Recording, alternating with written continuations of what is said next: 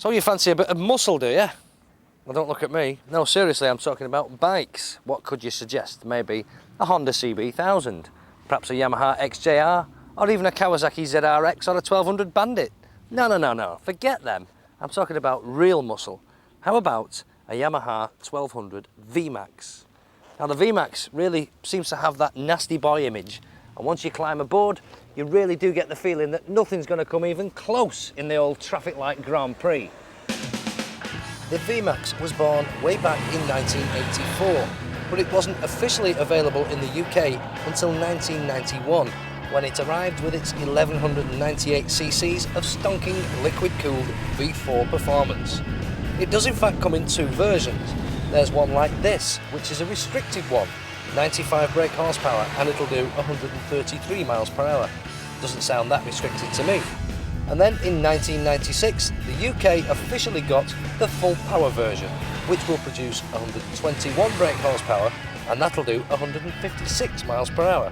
But don't even think about riding any VMAX flat out, unless you're wearing a very strong neck brace and you've got some way of securing your hands to the bars and your arms to your shoulders. VMAX certainly is different, doesn't look much like any other machine. The dashboard, for example, is kind of split in two. You've got the speedo up here on its own, mounted on the bars, and down here the rev counter, temperature gauge and warning lamps are on a kind of little console at the front of this tank. Tank, I said. It's not really a tank, it's a dummy tank. There is a storage box under there, but it's not very big. If you want to put petrol in your VMAX, you have to do this. A couple of catches there, just behind the back, twin shocks. Flick them, and up it pops. Petrol filler cap there, and the tank is actually underneath the seat, which helps to keep the weight down, and this is quite a heavy beast. The tank actually only holds 15 litres of fuel, which, if you ride it fairly hard, will take you just a touch over 100 miles before you have to switch to reserve. Not very far, I know, but believe me, 100 miles hard riding on one of these, and you'll be well glad of the rest.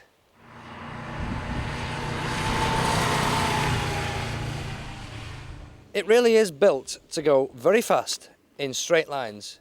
It's absolutely crap at going round corners, to be quite honest with you. But one thing it does do very, very well is stop, thank goodness. Because at the front, we've got twin 282mm discs being squeezed by twin 4-piston calipers. And at the back, a 290mm disc with a single twin piston caliper. And they bring everything to a very, very rapid halt.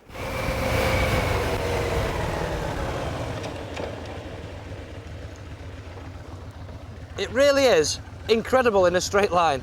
Not so clever going around the corners. Perhaps the weight's got something to do with that. It's a heavy beast, 262 kilos, which is 576 pounds in old money. Certainly takes a bit of shifting around. Anyway, by the time I get to the twisty bits, I'll be that far in front, I can slow down and let you all catch up.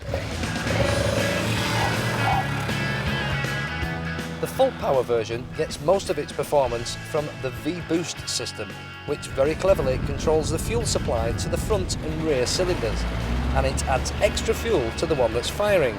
And believe me, when that starts to happen, you will know about it.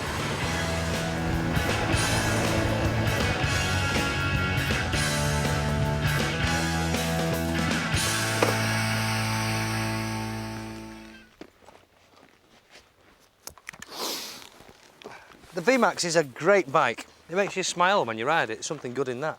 And one thing that has surprised me is the price. I always thought VMAXs a kind of luxury item, not so really. The price for this particular bike, which is a 1998 import version, and it's restricted, but don't let that put you off, still a lot of fun. This on the road is less than £6,000. And if you do want to splash out and buy a UK model, unrestricted, full power version, that'll cost you about £9,300 on the road. So there's the VMAX. All I need now is a new rear tyre. Well, he did tell me that he's got something for me to road test that is black and red. It's not this. He thinks he's got one up on me, that Paul Johnston fella. Well, I can tell you he hasn't. What he's done, he's obviously gone into a motorcycle showroom and chosen the biggest bike he could find, on the idea that it's too big for me to ride and do a road test on. Well, he's found this, and understandably, I can see what he means. It's a muscle bike, it's 1300cc, and you think it'd be too big for me. Well, it isn't. In fact, it's perfect. my feet reach the floor. So I've got me a road test and he's waiting for me to turn up on it. He's got a long wait.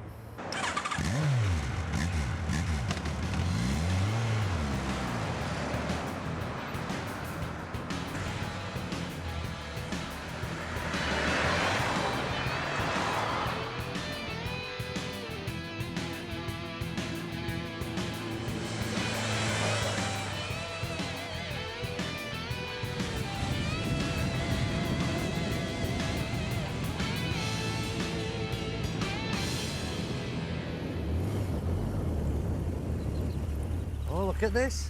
Here's Wayne. Wayne the motorcycle tourer. I think he's been on a world cruise or something. A week I've been waiting. A week? I've had 2 shaves, 3 showers. Do you know, it just felt like an hour or so, that's all. Well, where have you been?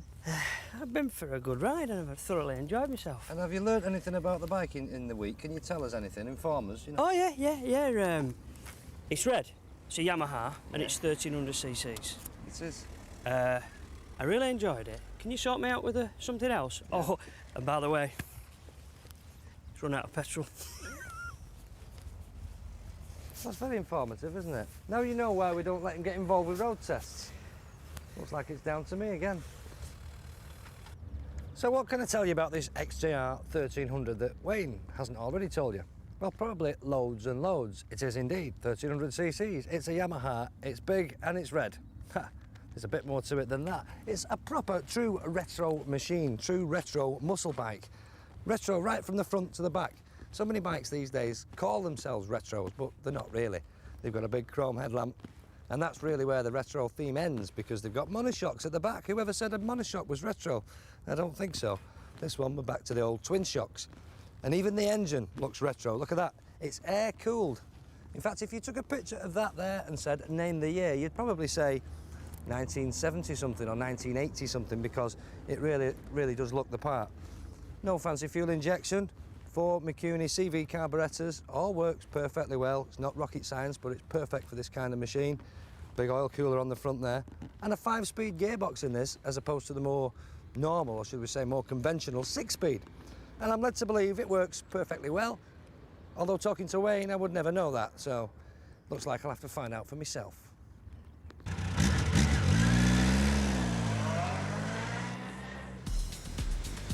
The first thing you'll find out when you climb aboard the XJR 1300 is that it has to be one of the most comfortable bikes to ride. An excellent padded seat and well-placed bars. In fact, the whole machine feels perfectly balanced. There's plenty enough power, and if you really want to, you can have a go at mixing it with the boy racers. It's nowhere near as fast as some of your more dedicated sports bikes, but with no protection on this naked machine, you really don't want to be hurtling along at ridiculous speeds. It's far more suited to high-speed cruising around the country lanes. It's physically a large machine. You will get noticed on this bike. But having said that, it's not daunting, it's very, very user-friendly. Oh, you may have noticed, you should have noticed, that this is a little bit different to your standard XJR 1300. This, of course, is the SPS version. Now, they all do SPS versions and fancy limited edition versions. Honda do them, Aprilia, Ducati do them with the 996s and all that. So why not have an SPS retro machine like this? Nothing wrong with that. 2 main differences between this and the standard model. One, perhaps the most obvious, is the paint job. Look at that. Yamaha speed blocks, a proper retro paint job if ever I've seen one. Straight off an RD out of the 1970s, that, isn't it? Very smart on the tank and, of course, on the tail unit there as well. And you probably not failed to mention the shocks on this are different to your standard. Lots of people use different types of suspension these days. You've got your white power, your Paola, your shower, all them.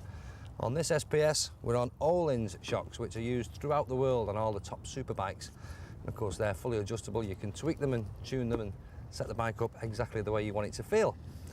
Look at that for a nice seat. Not only is it a nice, comfy stepped seat, but it's got all this nice quilting in it, these nice little quilted sections here. Again, perfectly in keeping with this style of machine. Not really much to show you under the seat, but we'll pop it off and have a look. Little compartment there, a couple of bits in there, toolkit there, C-spanners there, so you can have a play with your rear suspension, but nothing very exciting to tell you about under there. But it has got, this bike, two things that I think are really important, that are important to me when I'm looking at a bike. One is up there, a fuel gauge. I think every bike should have a fuel gauge, I keep saying it. And the second thing is, there, can you see it? A main stand. Perfect, makes life a lot easier. So if you are a fan of the retro scene and you're impressed by size, then this could be right up your street. If big really is beautiful, then this is about as good looking as things get. So this is the SPS version, therefore it's much more expensive. Well, no, it's not really that much more expensive. The standard machine, XJR 1300, will cost you £5,800 to put on the road. This SPS model will cost you £6,200, so only just about £400 more, and for your 400 quid, you get a nice paint job and fancy rear suspension. I don't think that's bad, because if you bought the standard bike, you had it painted yourself and you treated yourself to some fancy new shocks, I think you could be looking at the best part of £1,000. So in today's day and age, I don't think that's bad value for money. Now, one other thing we must do. Wait, no, one sec. I need you to do me a favour. Just, there's the key. Take it back. Apologise that you've had it for so long. Tell them you won't do it again. Oh, and put some more petrol in it. The Kawasaki LTD 750, it was amongst the first of the Japanese factory-built custom bikes to come into this country. And if you'd been brought up like me on a diet of 750 kettles and the like, well, it had a bit of an impact. Whether or not you liked it or cruisers was another matter. But the thing feels tiny now looking at it. It's so narrow and little and diddy. And of course, as we all know, the Japanese cruiser market has gone berserk since then. As the new boy on the programme, I thought myself very lucky indeed when Paul said, "Here Rich, take out a midweight for the day." Thought I, CBR 600, R6 maybe. No, I get this, the Yamaha Dragstar 650.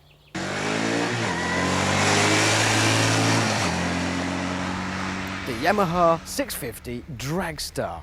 It's a growing class, this, cruisers from Japan. It seems that we like them quite a lot. And most of them have really butch names. There's the Drifter that we looked at the other week. There's the Marauder and even the little baby 125 Rebel. But we get this, the Dragstar, which sounds more like it has something to do with Lily Savage than any bike I know.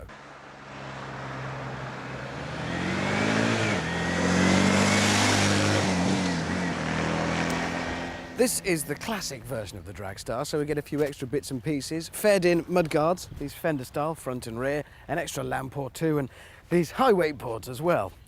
More of those later on. Not all good. It might be modern, but it's not exactly super sophisticated. There's a little V-twin here, and I say little 650cc, and it puts out a mighty 40 brake horsepower. My alarm clock's got more power than this bike, if I'm honest. It's shaft drive, which is nice. You're not messing about with the chain, and it doesn't go slack or need oiling either, which is good news. Braking is nothing special, single disc front and rear. And that's about it. We've got one single dial on the tank to tell us how fast we're struggling to go, and it won't be good news, and how many miles we've done, and a little tiny fuel filler. And that's it. Other than that, fairly simple layout. This one has a screen, another optional extra, and it says, quite bizarrely on the back, made in USA. About the only bit of this Harley clone that was, I suspect, made in the USA. So, 40 bhp in a bike that weighs, well, let's remind ourselves, over 230 kilos. Think that a lightweight R6 or something like that is probably 160, 170 maybe max, with 2 or even 3 times the power output, and you get an idea that this is not going to be fast. And it isn't fast, which is just as well, because those highway boards, try cornering at anything like a respectable speed, and the big, soggy, long travel suspension just compresses, and those highway pegs touch down immediately, rewarding you with a noise like no other. Stopping isn't exactly an easy process either, and certainly not accurate. It's very easy to lock up a front or rear wheel. If you've got to have more power, there is a bigger engine version available, though personally the idea terrifies me. I think 40 brake horsepower is just about enough for this entire chassis and suspension and steering setup. Perhaps the most revealing thing about the Dragstar was when I first got on it, these tiny mirrors I noticed were both angled inwards, so that all I got was a perfect view of me, which says quite a lot, I suspect, about anybody who's going to buy one of these things. I'm not criticising, it's just a fact. Perhaps they should do a classic GX version which features little lights all the way around the mirror, just to show you in your best light. But let's not forget, to criticise this bike on its ride and handling is to miss the point entirely. It's more to do with how you look reflected in shop windows. And, well, it does a respectable job. There's no shortage of chrome to see yourself in, certainly. And it does have the right kind of laid-back cruiser look and feel. And that's the key to it. Reminding yourself all the time, don't even think of trying to push it. The best technique I've found is to just hum quietly to yourself the Steve Miller Band, the Joker. You know, dum-dum. Just do that, lean back, and that's about the right way of riding it. Of course, another important difference between sports and cruiser bikes is the price. Cruisers are not exactly expensive. You'll pay well under £5,000 for this very recent R plate with only 9,000 miles on, and that's a pretty typical price. So one good thing, they don't necessarily break the bank. Welcome back to Bike File, where this week we're looking at muscle bikes. Currently in joint first place we have Suzuki's GSX 1400 and Honda's CB 1300, but Wazza is ready now for his next test ride, which is Yamaha's muscle bike, isn't it? Indeed it is. It's the XJR 1300. Now, it used to come in two versions. You had the standard one and you had the SP, which was a bit tricker. Yeah. Now they've just made the SP, the standard model, so you get the great paint job and you get those Öhlins basic shocks at the back. I think they've done a good job. It looks well, doesn't it? It looks spot on. I've always had a soft spot for these, so I don't think they've changed anything. Hopefully it'll be as good as it ever was. Well, get your gear on. Let us know what you think.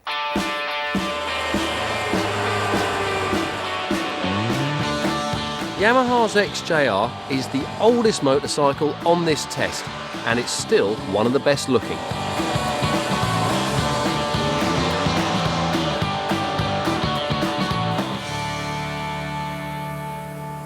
I could probably save us all a lot of time and effort here by condensing this test to just one word: whoosh.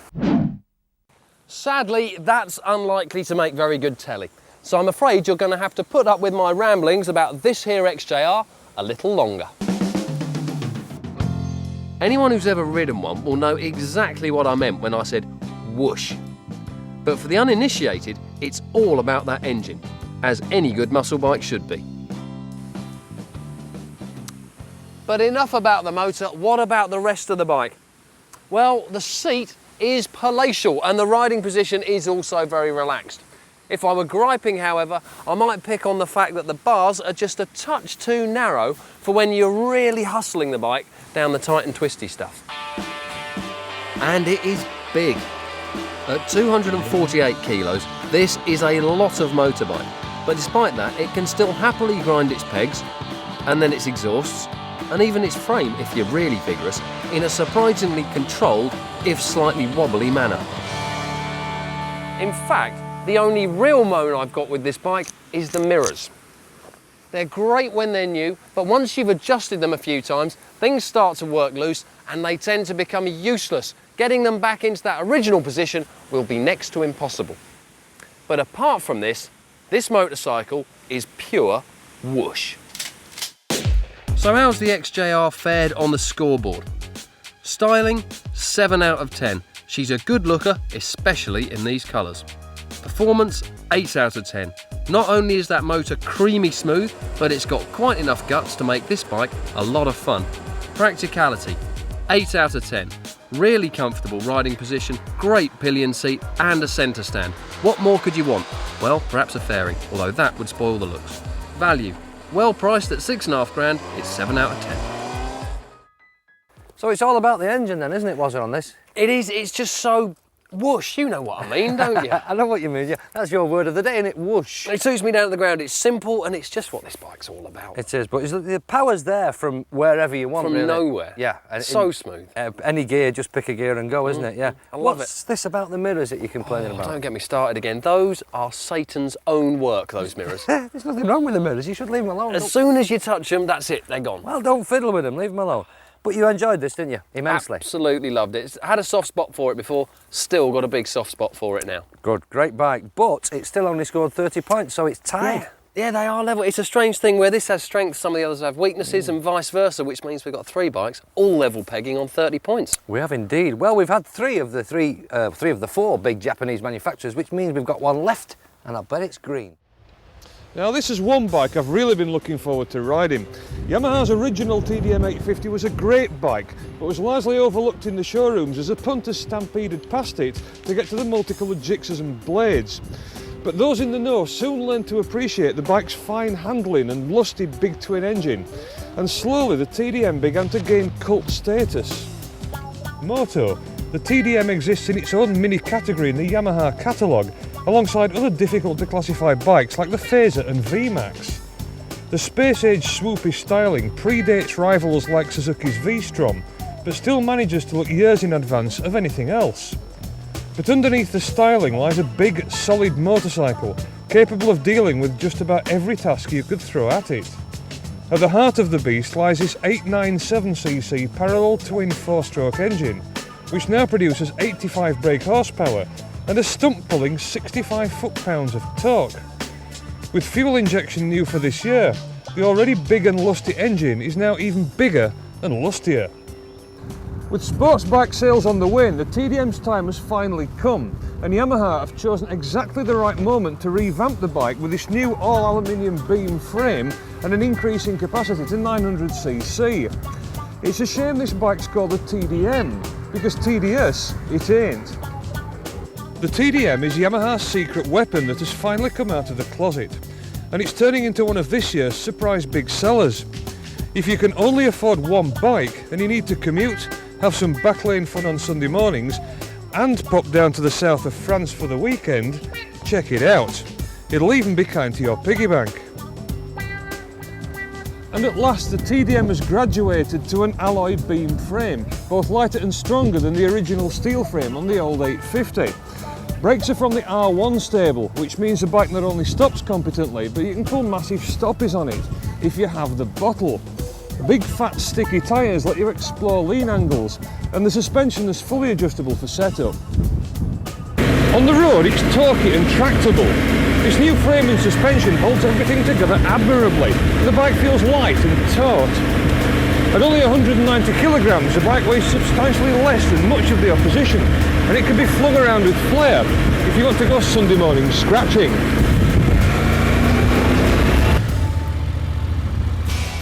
For comfort, well, none of your chin flat on the tank aches and pains here. This is a bike you can ride all day without requiring the attentions of a consultant chiropractor afterwards.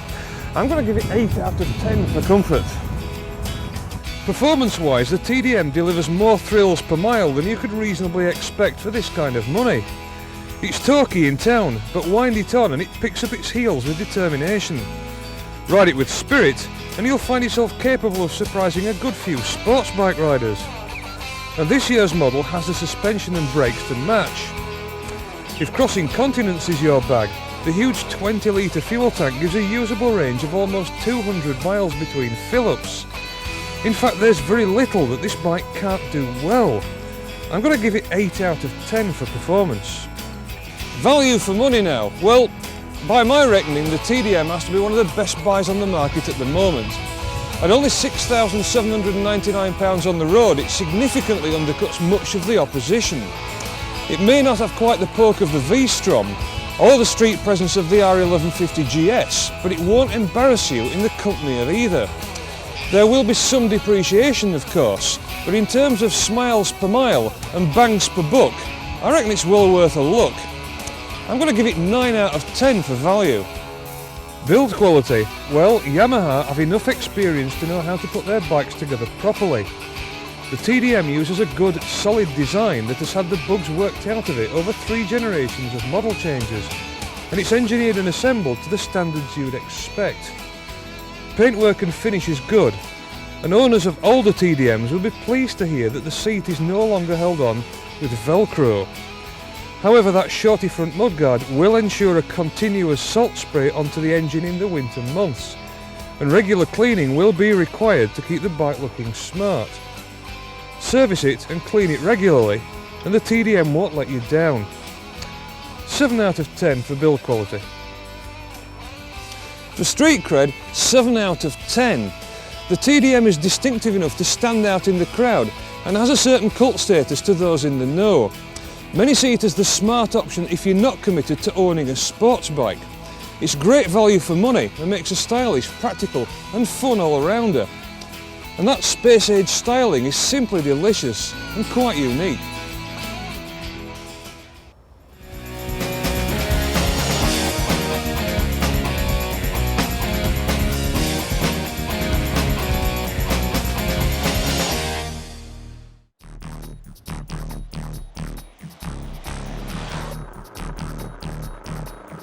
Yamaha are the first of the big Japanese manufacturers to leap into the supermoto fray by tarting up their old Enduro XT660 and bringing it kicking and screaming into the modern day to make this supermoto style XT660X.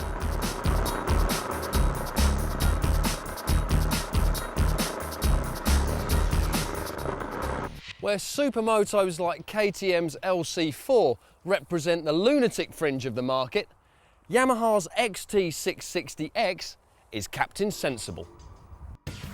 Sure, it looks the part with its chunky, funky bodywork, aggressive pointy beak and upswept tail, but underneath it all, this bike is an XT660, Yamaha's venerable bulletproof trailie that's been around since Noah was a lad. If you want a stylish, fun plaything that'll give you minimum grief but still has the capacity to raise the odd smile, then step this way. Because beneath all the XTX's bad boy styling lies a very handy motorcycle. It's actually comfortable enough to ride around on all day and can even handle the odd motorway stretch every now and again. It's also as tough as a hammer and as simple as Forrest Gump, so don't expect any reliability hassles. That single-cylinder motor does vibrate, but not enough to send you to the dentist for new fillings, as some of the other bikes here might, and it'll happily punt you up to 90 miles an hour in pretty short order. The handling is soft and the bike is heavy compared to the competition here, but there's still enough control to the whole plot to let you chuck it all about with plenty of fun. You'll probably be faster on one of the Huskies, but you'll be having just as much fun on the Yamaha, which is where it scores big points. It may be the friendly Labrador of this pack, but it still looks like a Rottweiler. Styling, 7 out of 10. Looks the part, I reckon. Performance, 6 out of 10. Probably the most capable all-rounder here, but not always the most exciting. Practicality, 8 out of 10. You could live with this every day, and you know it'll start every morning too. Value, 7 out of 10. It's the cheapest bike here. Back in the 1980s, if you wanted to ride the top sports bike, you'd have needed to own a Yamaha FZR 1000 X-Up. But the X-Up ruled only until 1992, when Honda released their now world-famous CBR 900, the Fireblade. The blade broke the mould for sports bikes. Huge amounts of power with handling to match.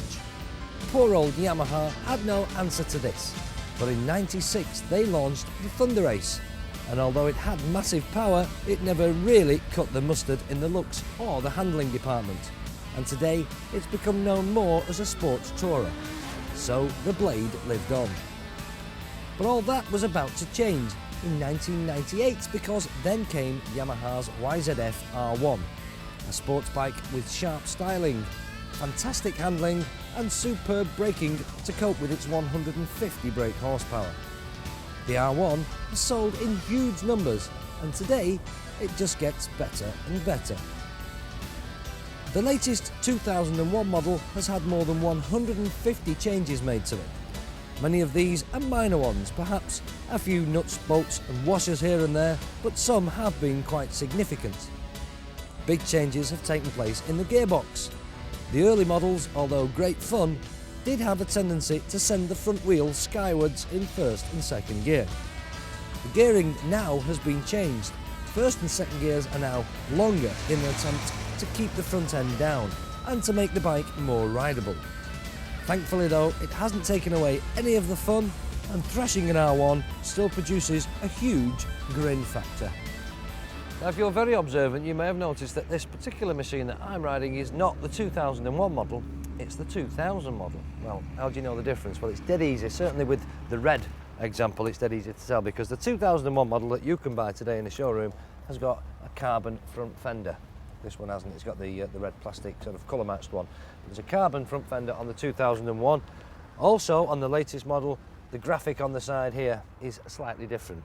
Only slightly. You can notice it more on the tank actually, on this bit here. If you look at the 2001, this little transfer here is a bit more fancy. It's got bits of black in it.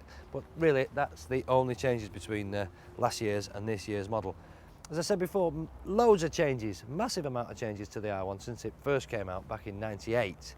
We've already mentioned the gearbox, that's different, sort of a bit more rideable. But there are some obvious changes. The shape is slightly different. It's kind of still the same sort of thing really, but it is slightly different. The fairing that has been revised, that's the word they like to use these days, and Yamaha like to say that the fairing now is slippier.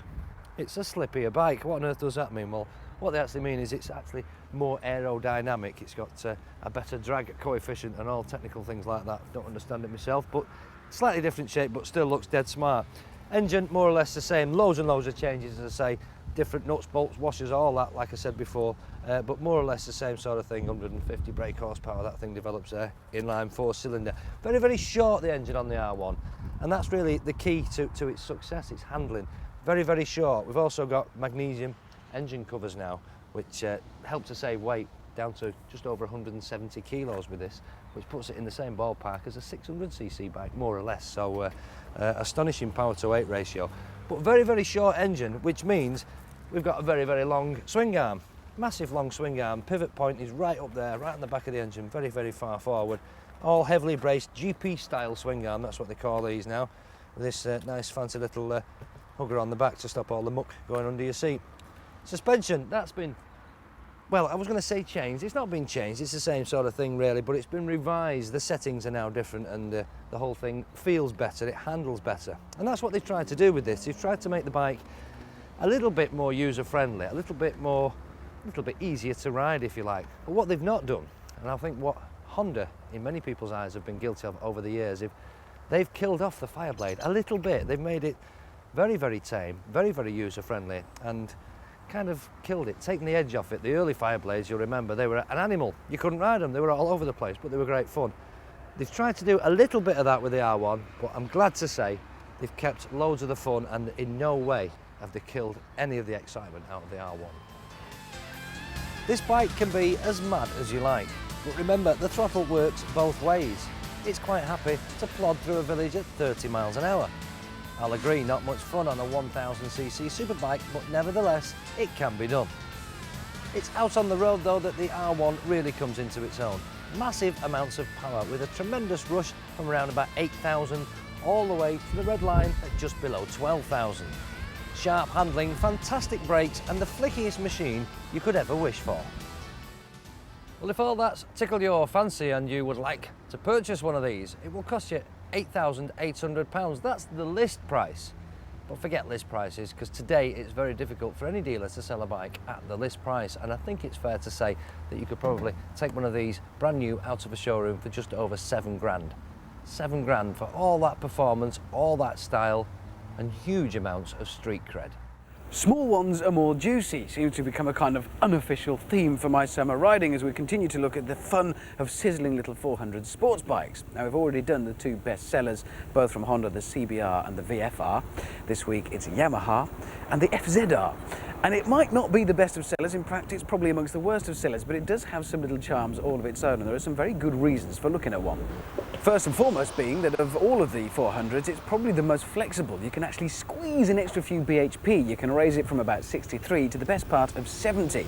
You can actually get some surprisingly good results just by changing the can, which has already happened on this one, and dynajetting it. The result is, well, quite a nippy thing. Don't forget, when you've only got a few bhp to play with, every extra one makes a big difference.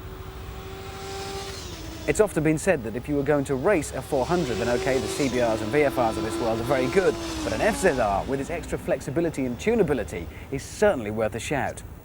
There's no doubt about it that with its incredibly fast turn and its nimble agility and surprising turn of speed at the high revs, a well-ridden 400 will just absolutely show a clean pair of heels to any good mid-range 600, which is good news for the growing number of people who are going for them.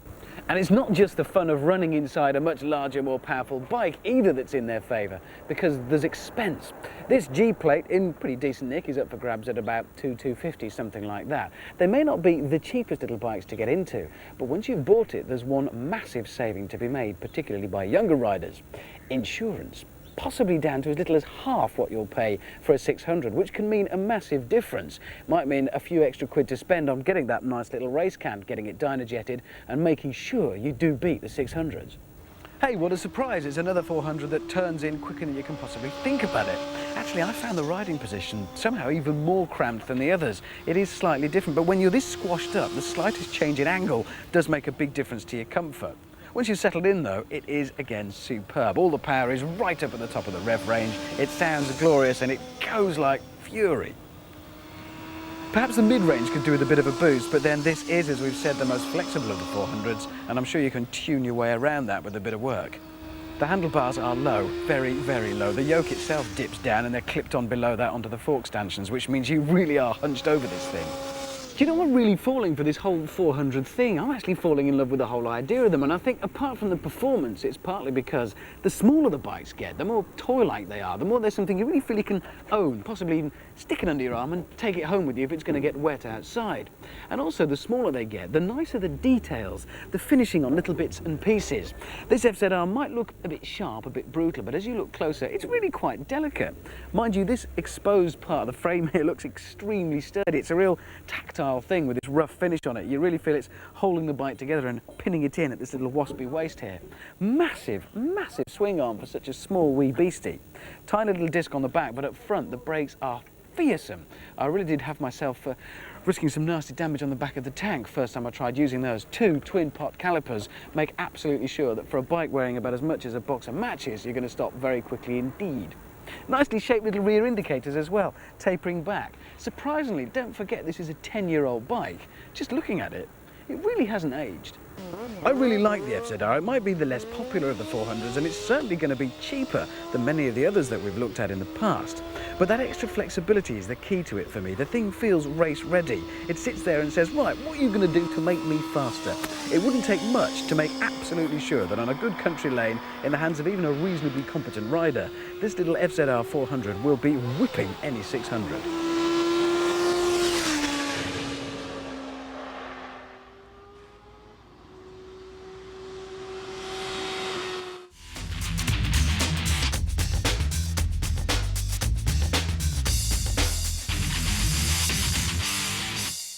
Three Sisters it says up there. Not, unfortunately, the well-known racetrack in Lancashire, but a lesser-known pub in Yorkshire. But the word race, why did I mention that? Because we're talking about what is without doubt the ultimate in race bike performance on a production bike. This is it, Yamaha's YZF R1.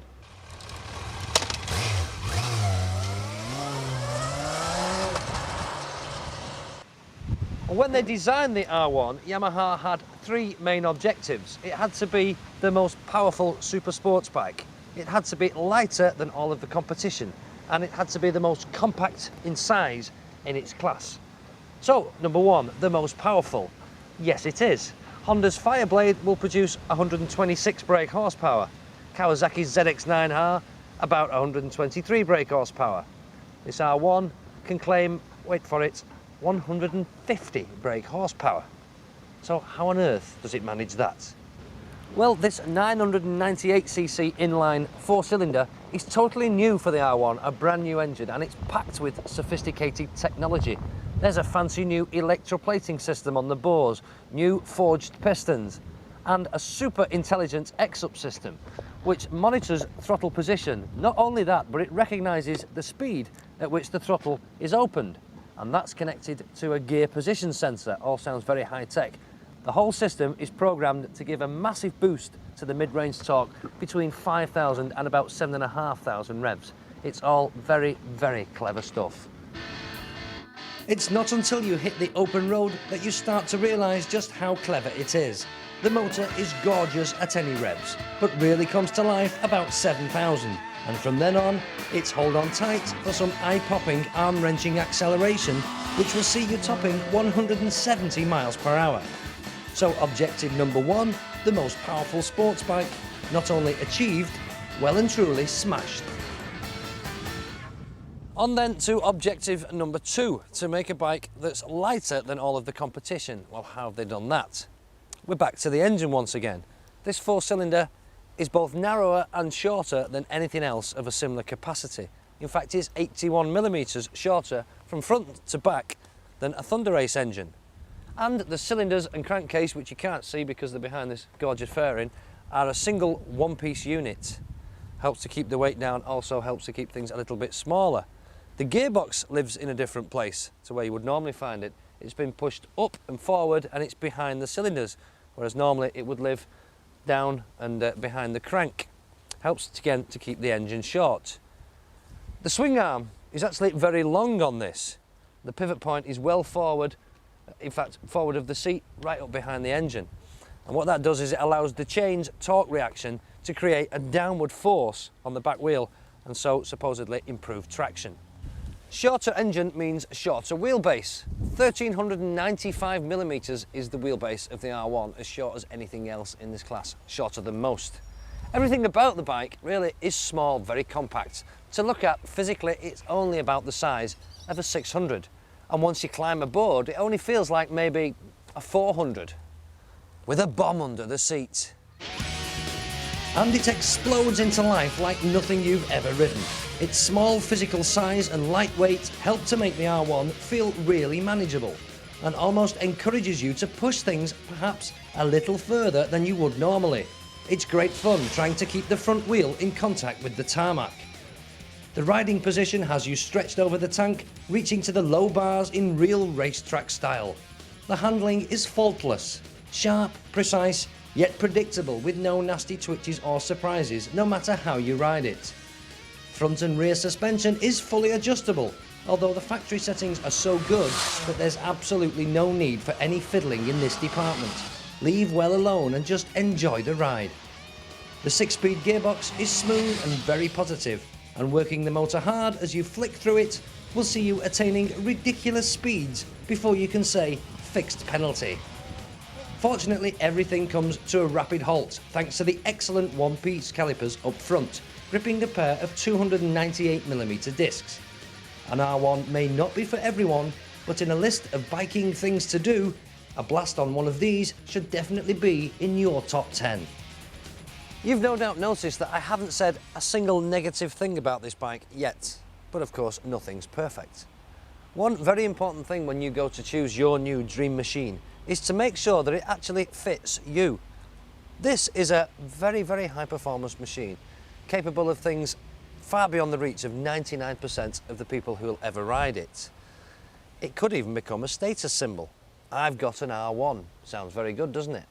But there's absolutely no point in you spending £9,400 on all of this, if after every ride you get off it looking like some deformed wreck, aching from head to toe. It certainly is not the most comfortable of bikes.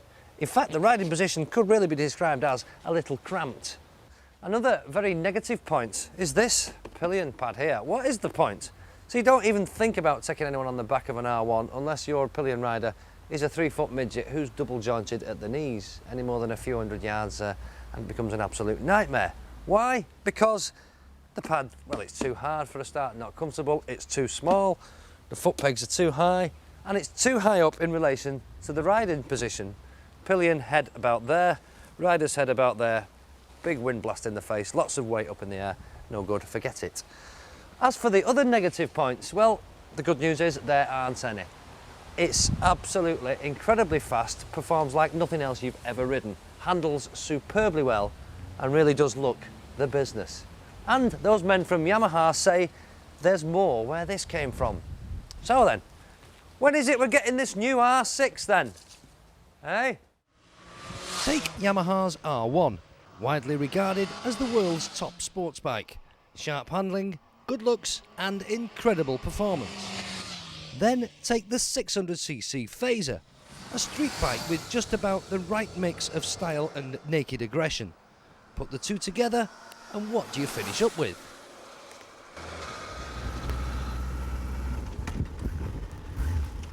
Well, you finish up with this, Yamaha's new FZR 1000cc Fazer. It's a machine with all the looks of a street bike with this half fairing and these high handlebars, but it's got all the power of an R1 and it's fantastic.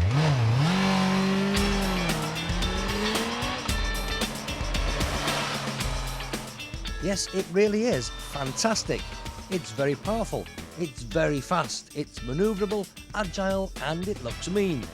Not much else left, is there? It's actually very comfortable. It's got a nice one-piece seat which is well padded, and at 820mm high it's just 5mm taller than an R1. Add to that nicely positioned bars, perfect for wheelies, and they're high and they're wide enough to allow many hours in the saddle. And I reckon you've got near enough the perfect bike. In fact, the only disappointing thing on this test ride was the wonderful English weather.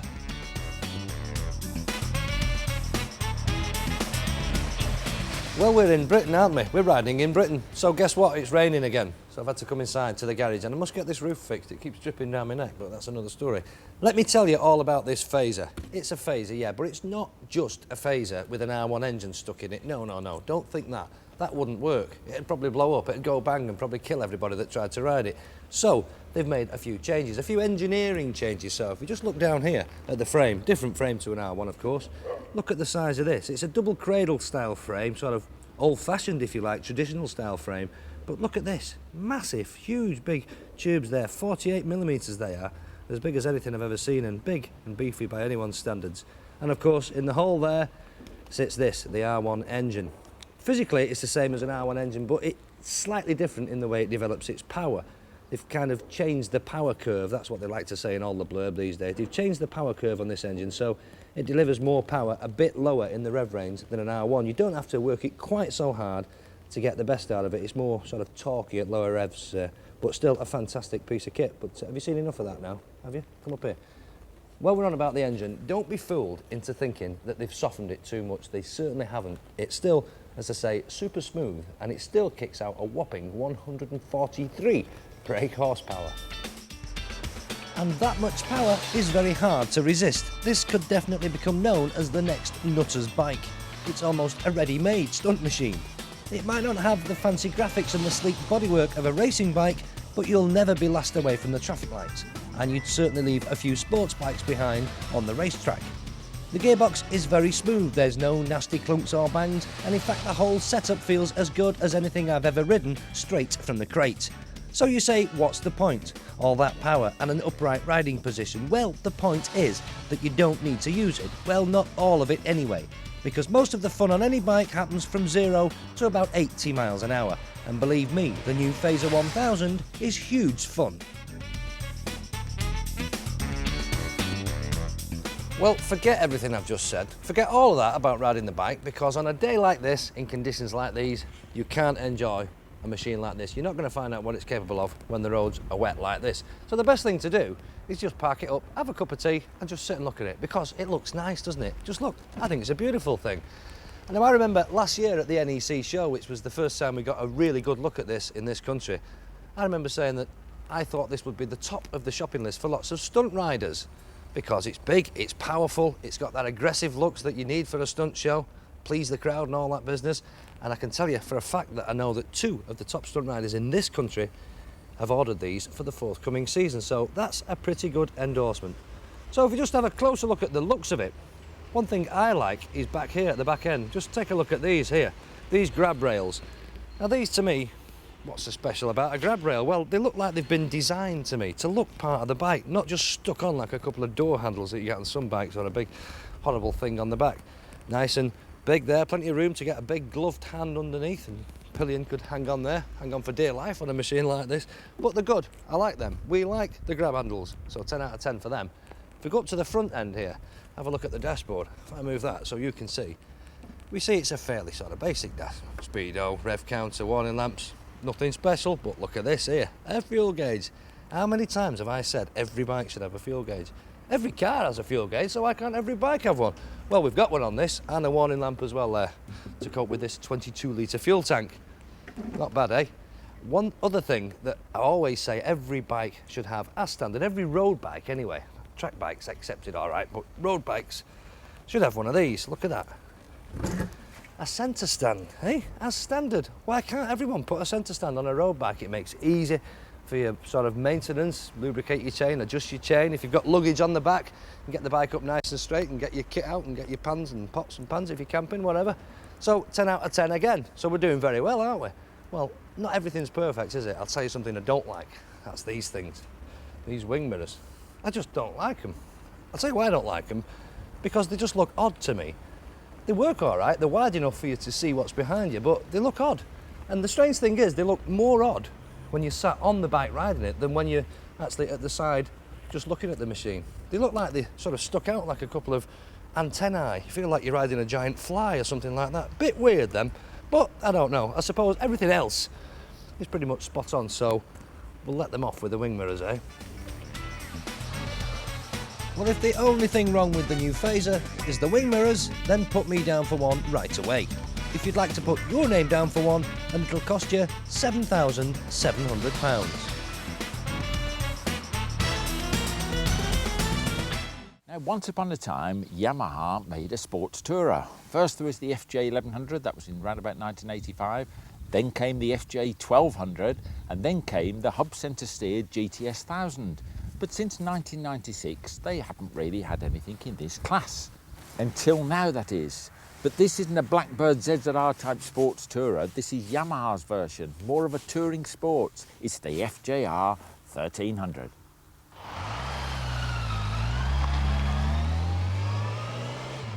In fact, Yamaha themselves class the FJR as a performance tourer, and I can see what they mean. Not performance as in R1, but a comfortable long-distance machine, but with a sharpness missing in big tourers and often compromised in sports tourers. So how have they done it?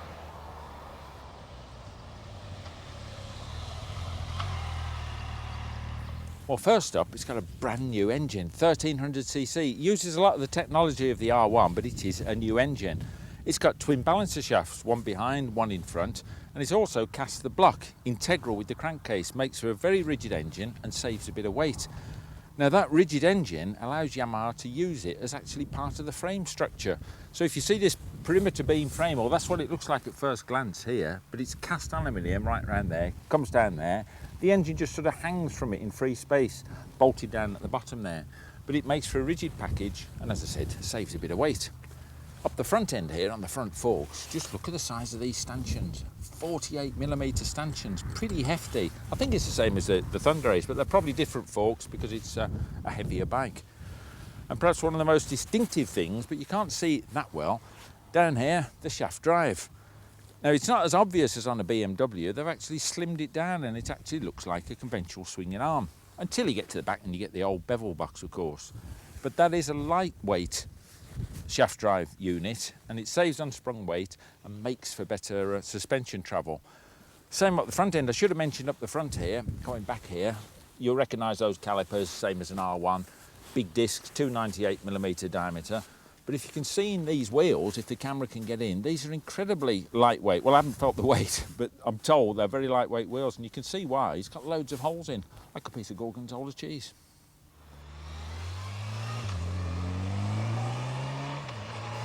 Cheesy or not, the big Yam has certainly got a lightweight feel to it.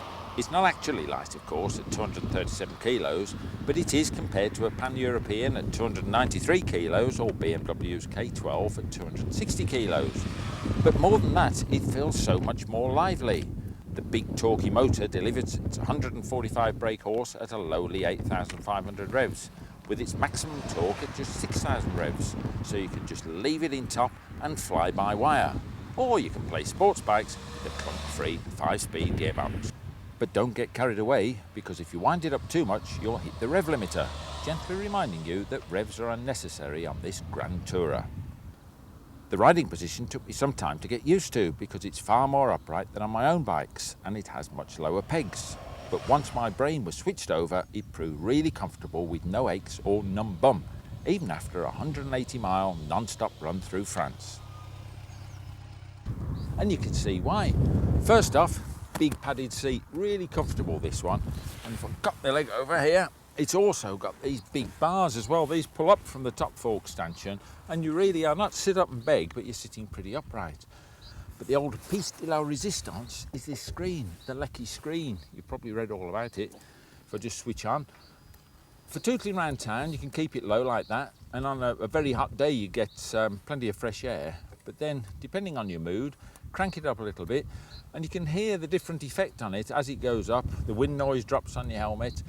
Perhaps use it mid-position normally, but if the weather gets really foul, if it's really crappy, crank it up till it's virtually vertical. And the strange thing is, you actually get a sort of a vacuum, and you're drawn towards the screen, and so you get turbulence behind you, but you're drawn in there, you're in a little bubble. It's really pretty good. So the screen is definitely not a gimmick.